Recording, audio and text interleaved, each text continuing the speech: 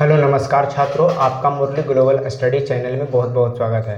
आज हम लोग क्लास 12 के पार्ट ये आपका थर्ड होता है, पार्ट थर्ड वीडियो है जिसमें हम लोग मेल रिप्रोडक्टिव सिस्टम में यानी कहें तो मानव में जनन तंत्र हम लोग पढ़ लिए थे।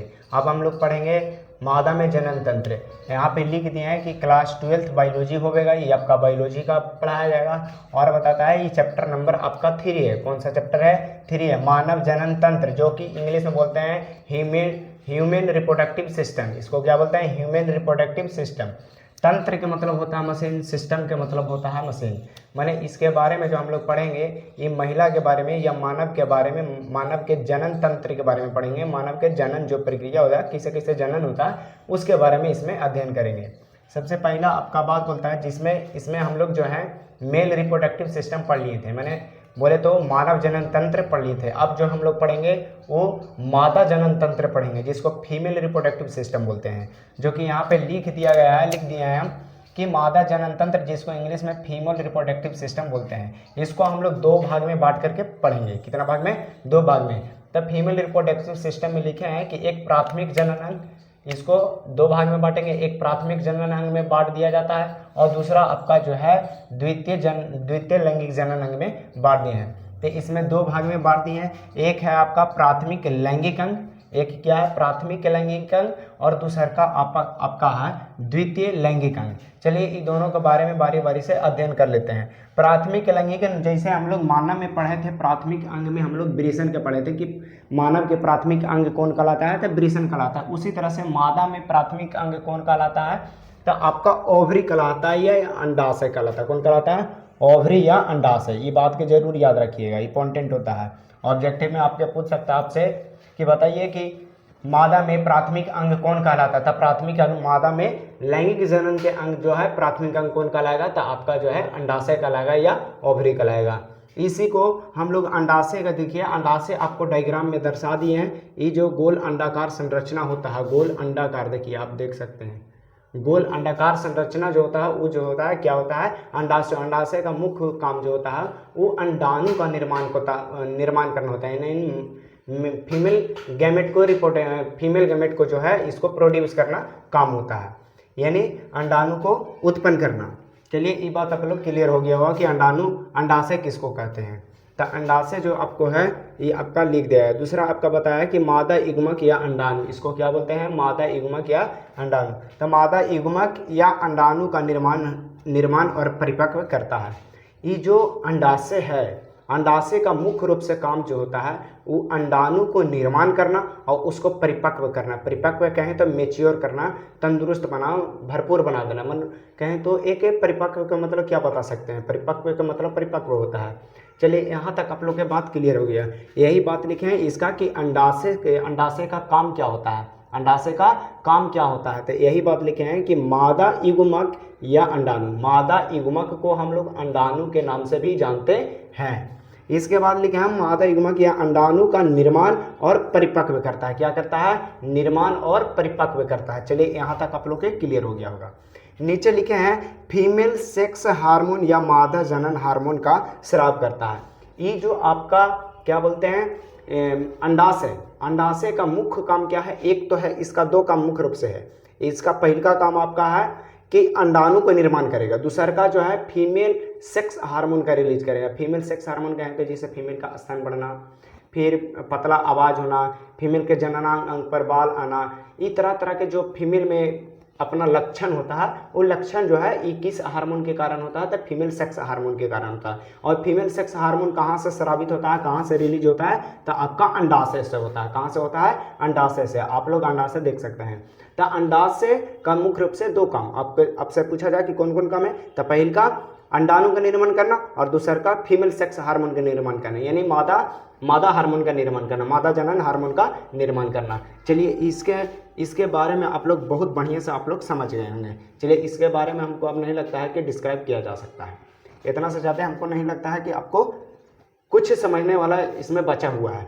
चलिए आगे देखते हैं। दूसरा इसमें हम जो है पढ़े हैं, दूसरा इसमें बांटे हैं द्वितीयक लैंगिक अंग। द्वितीयक लैंगिक अंग को भी 2 भाग में बांट दिया गया है। द्वितीयक लैंगिक अंग को कितना भाग में बांट दिया गया है? 2 अंग में। देखिए फर्स्ट अंग आपका है सहायक जनन अंग। फर्स्ट भाग क्या है, सहायक जनन। मैंने सहायक जनन कहे तो जब जनन होता है तो उसमें कौन कौन सहायता करता है जनन करने में, इसमें हम लोग इसमें पढ़ेंगे जो है सहायक अंग, इसके बारे में।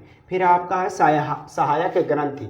सहायक ग्रंथि के बारे में पढ़ेंगे कि सहायक ग्रंथि जो है क्या हम लोग को सहायता करता है, फीमेल में जो है क्या सहायता करता है सहायक ग्रंथि, इसके बारे में पढ़ेंगे। चलिए इसको नाम देख लेते हैं। पहला नाम जो है आपका गर्भाशय या यूट्रस। गर्भाशय या यूट्रस, आप गर्भाशय देख सकते हैं, गर्भाशय उसी को बोलते हैं जहाँ पे जो है महिला के गर्भ में बच्चा पलता है, उसी को हम लोग गर्भाशय कहते हैं। चलिए दूसरा आपका अंडवाहिनी। अंडवाहिनी को जो है हम लोग फिलोपियन ट्यूब के नाम से भी जानते हैं। क्या, फिलोपियन ट्यूब के नाम से भी जानते हैं, जो कि आप देख सकते हैं फिलोपियन ट्यूब क्या है। अब फिलोपियन ट्यूब का काम क्या होता है देख लीजिए। फिलोपियन ट्यूब का काम ये होता है कि ओवरी जो है अंडाशय जो है अंडा बना देगा। ये क्या बना देगा, अंडा बना देगा। और अंडा बनाने के बाद जो है ये फिमरी, इसको बोलते हैं फिमरी, देखिए नाम लिख दिए फिम्बर, इसको क्या बोलते हैं, फिम्बर या फिम्बरी। तो ये फिम्बरी जो है, ये फिम्बर जो है क्या करेगा, ये अंडाणु के पकड़ेगा और पकड़ करके जो है ये फिलोपियन नलिका में ले जाता है। तब फिलोपियन नलिका में जो है अंडाणु जो है ठहरता है, स्टोर होता है, यानी कुछ समय के लिए 28 दिन के लिए 15 दिन के लिए जो है इसमें रुकेगा और स्पर्म का इंतजार करता है। कहें तो नर युग्मक का इंतजार करता है, और नर युग्मक का इंतजार करने के बाद यहीं पे जो है निषेचन होता है। अगर नर युग्मक इसको मिल जाता है, स्पर्म मिल जाता है, वीर्य मिल जाता है, तब जो है यहीं पे फर्टिलाइज होता है या निषेचन हो जाता है और बच्चा जो है इसके बाद गर्भाशय में चलाती है। तो फिलोपियन नलिका का काम जो होता है वो निषेचन इसी में होता है, फिलोपियन नलिका में ही निषेचन होता है। और इसमें जो है अंडाणु आकर के रुकता है, वेट करता है। चलिए ये बात आप लोग को क्लियर हो चुका होगा। तो आप लोग अंडवाहिनी के बारे में समझ गए। योनि आप लोग समझ सकते हैं, योनि जो है बाह्य जननांग है। योनि क्या है, बाह्य जननांग। जैसे हम लोग का बाह्य जननांग जो होता है कौन होता है, शिश्न होता है। शिश्न या पेनिस बोल सकते हैं, या आमतौर पर हम लोग लिंग भी बोलते हैं। तो उसी तरह से जो होता है महिला में योनि जो है, योनि को हम लोग भेजाइना भी बोलते हैं। तो योनि जो है क्या होता है, बाह्य जननांग होता है, महिला का बाह्य जननांग होता है, जो आप देख सकते हैं बाह्य जननांग है।